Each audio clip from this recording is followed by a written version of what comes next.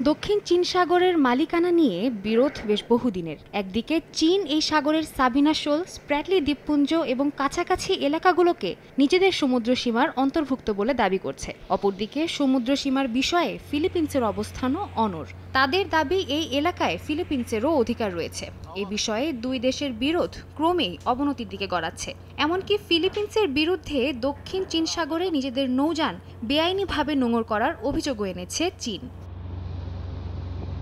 এবার সাগরটির একটি বিরোধপূর্ণ এলাকায় জাহাজের সংঘর্ষের পাল্টাপাল্টি অভিযোগ এনেছে দেশ দুটি। চীনের রাষ্ট্রীয় গণমাধ্যম সিসিটিভি জানায়, স্থানীয় সময় শনিবার দুপুরে ফিলিপিন্সের একটি নৌযান এসে চীনের একটি জাহাজকে ধাক্কা দেয়। বেইজিংয়ের দাবি, এই সংঘর্ষের সম্পূর্ণ দায় ফিলিপিন্সের। এমনকি ফিলিপিন্সের নাবিকদের দ্রুত চীনের সমুদ্রসীমা ত্যাগের হুঁশিয়ারিও দেয় তারা। অপরদিকে ফিলিপিন্সের পাল্টা অভিযোগ, এই সংঘর্ষের মূল হোতা চীন।